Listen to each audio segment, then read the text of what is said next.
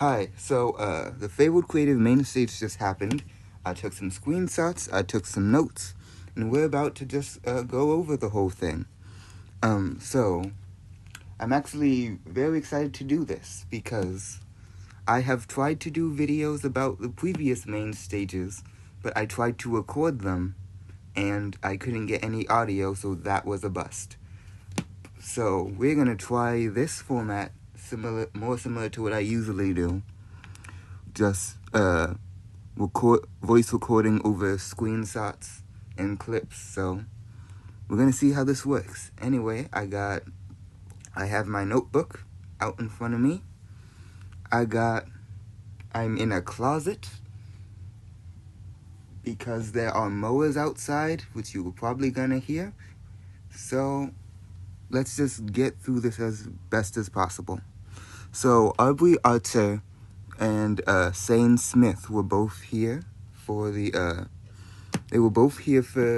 main stage.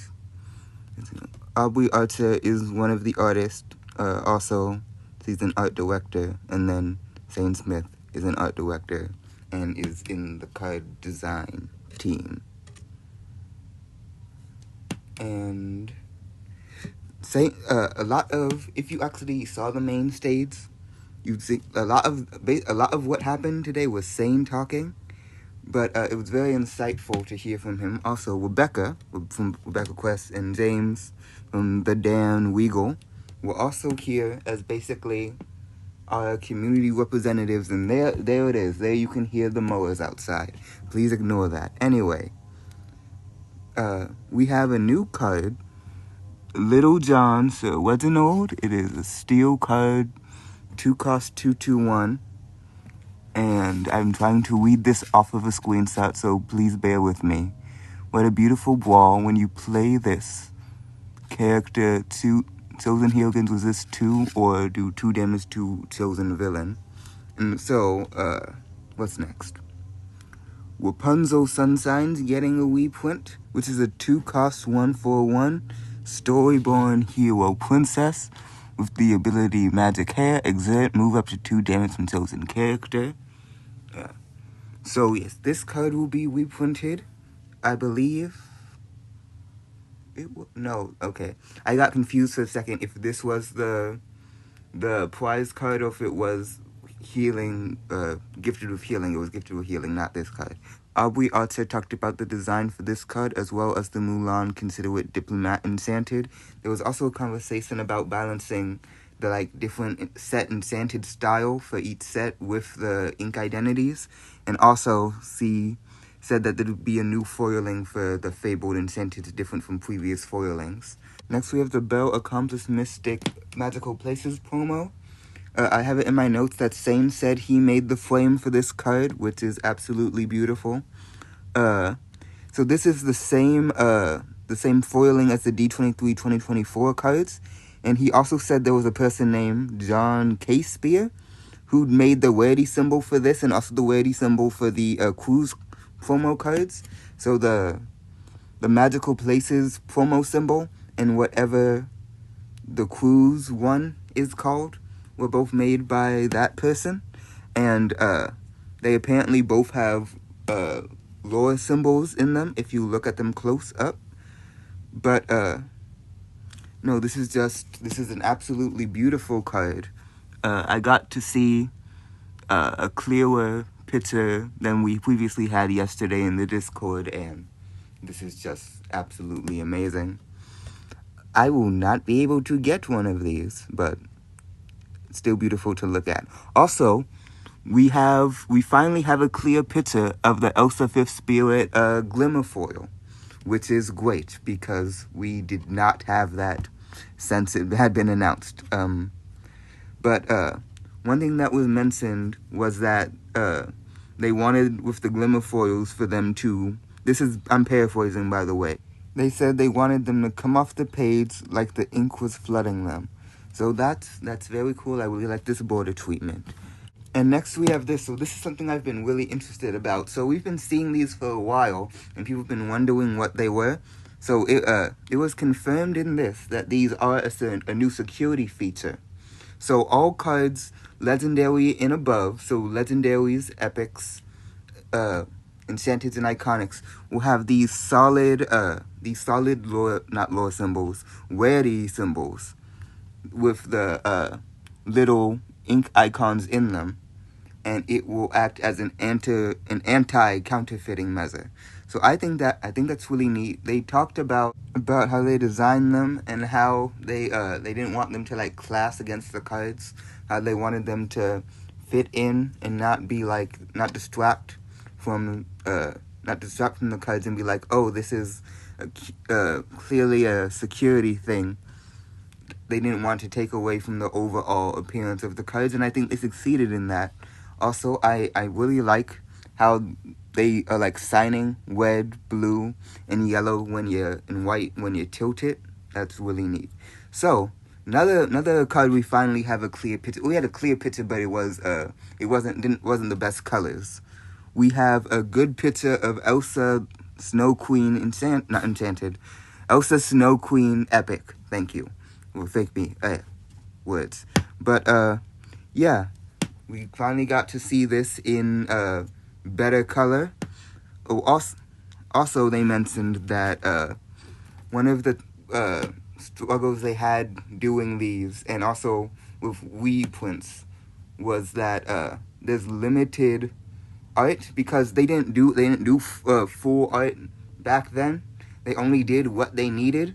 So now that they're trying to do this, they were like, we wish we could show you more art on this card, but we can't because it doesn't exist. And if we try to make it and crop it, it would lessen the quality. So I thought that was interesting. We also have a picture of the foiling on the Stand Out epic. Also, another thing I thought was interesting is that what we've been calling embossing on the legendary and epic cards is actually a gloss treatment, which I'm not 100% sure what that means, but that's neat. We have the Winnie the Pooh here. So the gold on the name is a foil stamp. And then we have the Minnie Mouse, which was printed using the same technique as the Golden Mickey. And the card, Sane talked about the difficulty between balancing the amount of text on the card and the art on the card. And also, you see how the Minnie's feet break over the bar here. And they talked about the different challenges that came with trying to get these iconic cards to look just right. There's apparently some kind of sparkle treatment behind the lore and the strength and willpower. So, and the inkwell icon. So that will be interesting to see up close if I ever get the chance to, aka if anybody anywhere remotely close to me even pulls either one of these. But no, that would be very cool. I'm very excited for the iconics. Here's kind of my backhand speculation that probably isn't true, but I think would be neat for all of us who will not get these. If for the puzzle cards for Fabled, they did the Minnie and Mickey connecting art, so at least those of us who didn't get it could still see it, because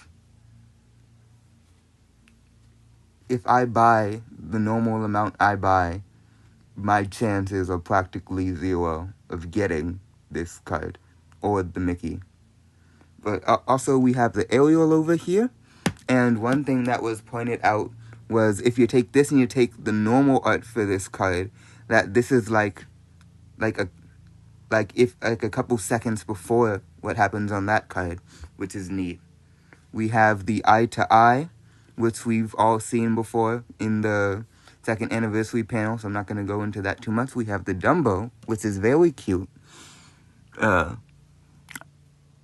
don't play Amethyst, so I have no idea if this is good, but just for sakes, I'm going to read it. It is Dumbo, 9th wonder of the world, 4 cost 3/1. Evasive, breaking records, exert. Pay 1, draw a card, and gain 1 lore, making history. Your other characters with evasive gain, exert, pay 1, draw a card, and gain 1 lore. It is inkable. So somebody else tell me if you think it's good. So, oh, here's something interesting. We got to see, this might be the best picture of the Lilo. We've seen Lilo, Best Ever Explorer. And so I know for a long time people were speculating that this would be a reprint of Galactic Hero from the first chapter. But no, this is a new card. And actually, it was confirmed that this would be our first card from Lilo and Stitch the series. And again, if you watched the second anniversary panel at Gen Con the other day, you would know that the most recently announced set 11, Winter Spell, in the key art has Stitch and Angel, who is also from Lilo and Stitch the series. So, over the next 3-ish sets, will we be seeing more Lilo and Stitch the series characters, the experiments, maybe like I predicted in my last video? Who knows? Maybe we'll see.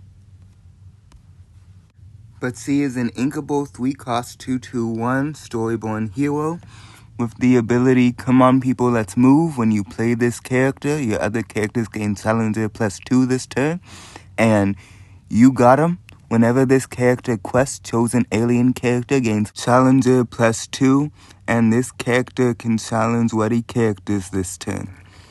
And so, we got some alien synergy. We have a possible hint at more experiments coming in the future. So, who knows? Will be still alien deck, possibly? Sir Khan's coming back. They mentioned that one of the reasons they wanted to bring it forward is because it had an enchanted card in the past. Kind of like how they're bringing forward cards that didn't have enchanteds and now they're giving them enchanteds. They said they would also be taking cards that did have enchanteds and bringing back just their regular version. So, take a look out for your set 1 to 4 enchanteds if you want to speculate. We also have a look at this family reprint, Casita character card when.